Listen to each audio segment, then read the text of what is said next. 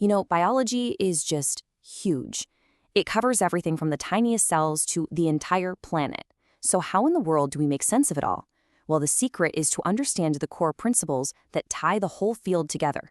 In this explainer, we're going to build that very framework. So here's our game plan. We'll start with the big picture, the scope of life itself. Then we'll dive into 5 major themes: organization, information, energy, and interactions. And we'll wrap it all up with the one core theme that connects everything: evolution. Look, if you really want to understand biology, just memorizing a bunch of facts isn't going to cut it. You need a framework. Biologists use a set of these big unifying themes to connect all the dots, giving us a really powerful way to organize all this knowledge. Now, to make sure these big ideas don't get too abstract, we're going to follow the story of this little guy, the beach mouse. Its survival, its adaptations, its story is a perfect real-world example for every single theme we're about to talk about. Okay, let's jump into our first big theme: organization. Life is structured. It's got this incredible hierarchy of levels. We can study life on a massive scale, like the whole planet, or zoom all the way down to the individual molecules that make up our cells.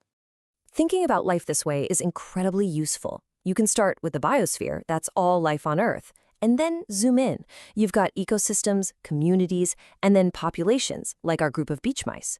Then you get to a single organism, and you can keep going.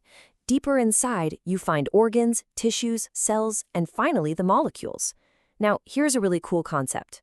With each step up this ladder, brand new properties emerge, abilities that just weren't there at the level below. For instance, a heart cell on its own can't pump blood, but organize a bunch of them into a heart and suddenly they can. And this just shows you the incredible scale we're talking about.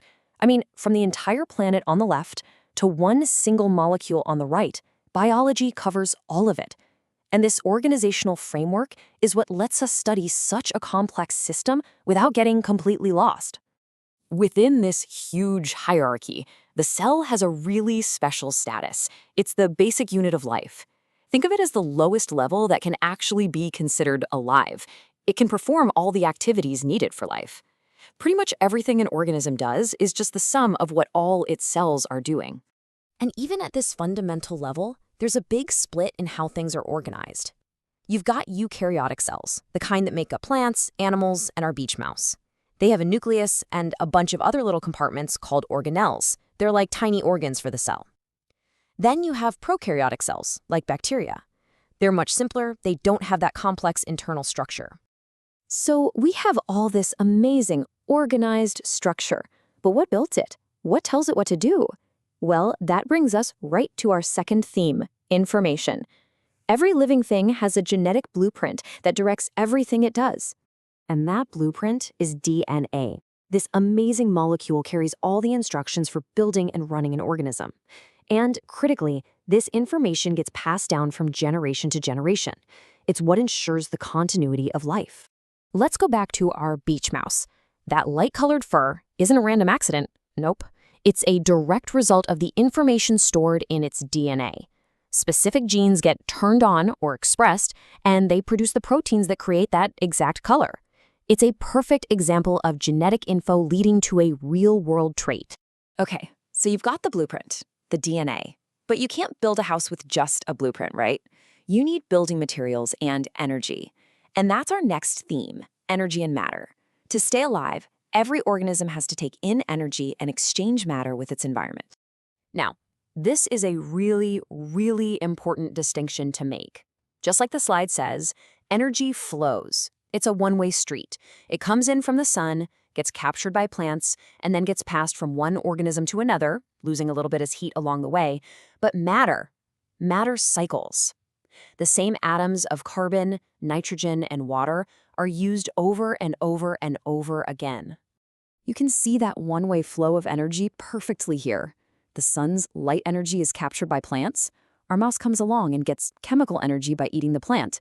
Then a predator, maybe a hawk, gets its energy by eating the mouse. See? It's a clear path, moving in one direction up the food chain.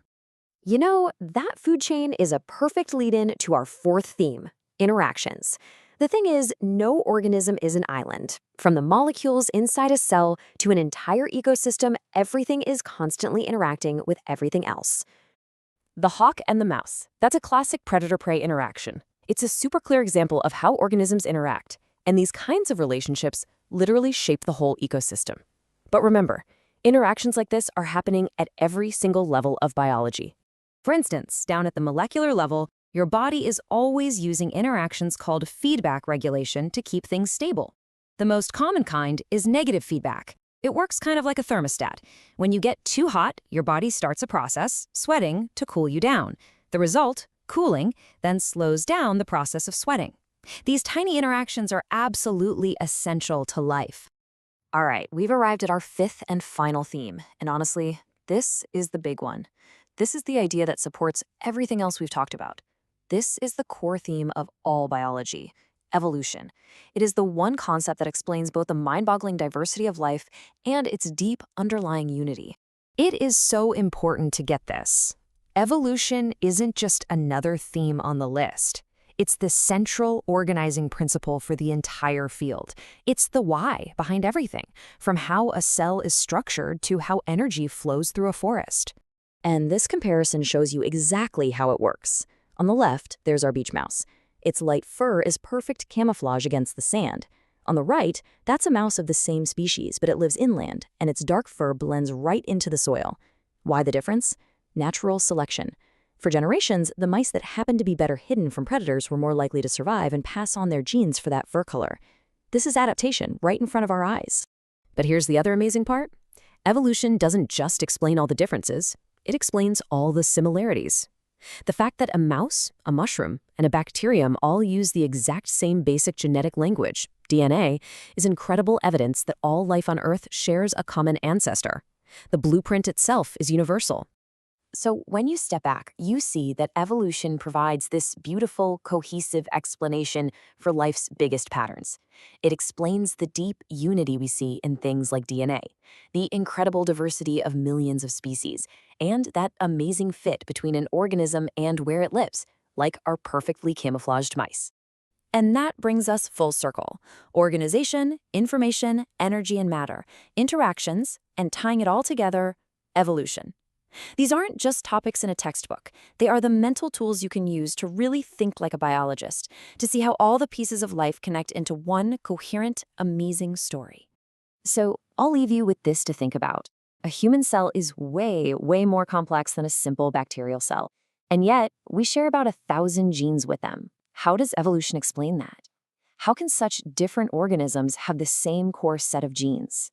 The answer? Well, it gets right to the heart of life's deep and universal story.